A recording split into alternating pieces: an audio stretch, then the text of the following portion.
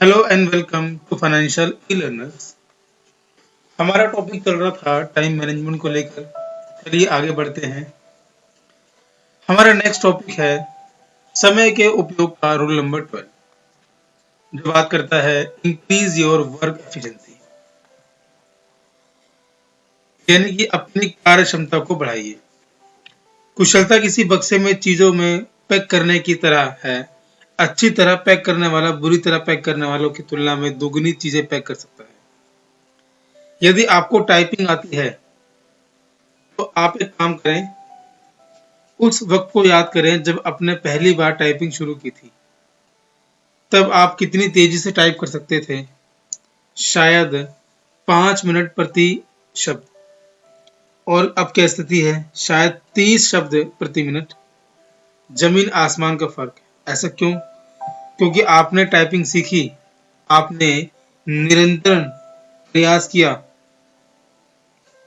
आपने shortcut keys का उपयोग किया, जिसका नतीजा ये हुआ कि आपकी टाइपिंग की स्पीड बढ़ गई। समय के क्षेत्र में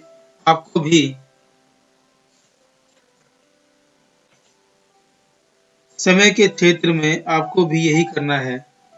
यहाँ भी आपको अपनी कार्य क्षमता बढ़ाना है ताकि आप उतने ही समय में दोगुना काम कर पाएं। इसलिए समय के सर्वश्रेष्ठ उपयोग का 12वां सिद्धांत है अपनी कार्य क्षमता को बढ़ाइए।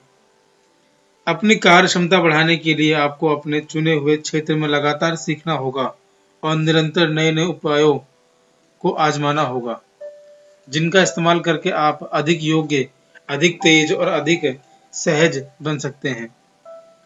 इसके लिए आपको उसके क्षेत्र के महारथियों से सलाह लेना चाहिए या कम से कम उन्हें काम करते देखना चाहिए। आप अपने चुने हुए क्षेत्र में होने वाले सेमिनारों में जाकर या कोई पुस्तक पढ़कर अपना ज्ञान बढ़ा सकते हैं। और सबसे बड़ी बात, आप अपनी कार्य क्षमता बढ़ाने के लिए इंटरनेट के ज्ञान भंडार का दोहन कर सकते हैं। कार्य क्षमता बढ़ाने की पहली शर्त है इच्छा। आपके भीतर इच्छा होनी चाहिए। ज्यादातर लोगों को इस काम में बड़ी दिक्कत आती है।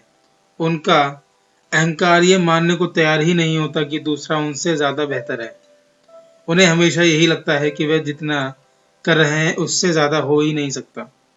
वह हमेशा कम सक्षम लोगों से अपनी तुलना करके खुद को श्रेष्ठ साबित करते हैं। कार्य क्षमता बढ़ाने की दूसरी शर्त है ज्ञान। आपको यह ज्ञान होना चाहिए कि क्षमता कैसे बढ़ाई जा सकती है। इस संदर्भ में थोड़ा सोच विचार करें। उस क्षेत्र के माहिर लोगों से सीखें, पुस्तकें पढ़ें, सेमिनार में जाएं।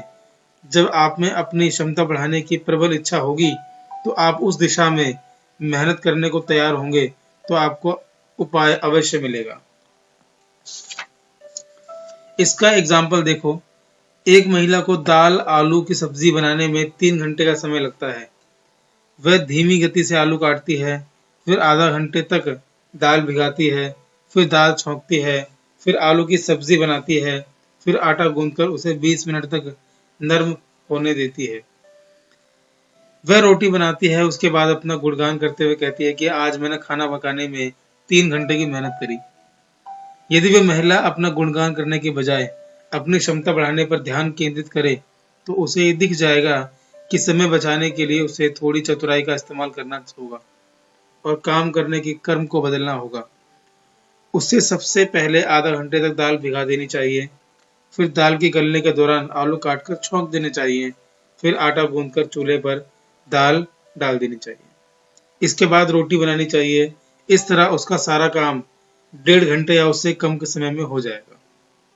इसे कहते हैं कार्य कुशलता। उतने ही समय में कई गुना काम करने की क्षमता। दूसरों से, खास तौर पर अपने से सक्षम लोगों से तुलना करके कोई फायदा नहीं होता। अगर तुलना ही करनी है तो अपने से ज्यादा सक्षम लोगों से करें। इससे भी बेहतर उपाय है कि आप अपने पिछले प्रदर्शन से तुलना करें। यह सोचें कि अगर कल आप में कोई काम 1.5 घंटे में किया था तो आज उस काम को 1.25 घंटे या 1 घंटे में कैसे किया जा सकता है। बस इतना ध्यान रखें कि काम की गुणवत्ता में कभी कमी नहीं आनी चाहिए। ऐसा ना हो कि समय बचाने की हड़बड़ी में काम बिगाड़ जाए। आपका लक्ष्य न्यूनतम समय में सर्वश्रेष्ठ कार्य करना होना चाहिए, क्योंकि हर क्षेत्र के सफल व्यक्ति इस तरह कार्य करते हैं। क्या आप जिंदगी से प्रेम करते हैं? तो फिर समय को बर्बाद ना करें, क्योंकि जिंदगी इसी से बनी है। आपने मुझे इतना समय दिया, थैंक यू वेरी मच।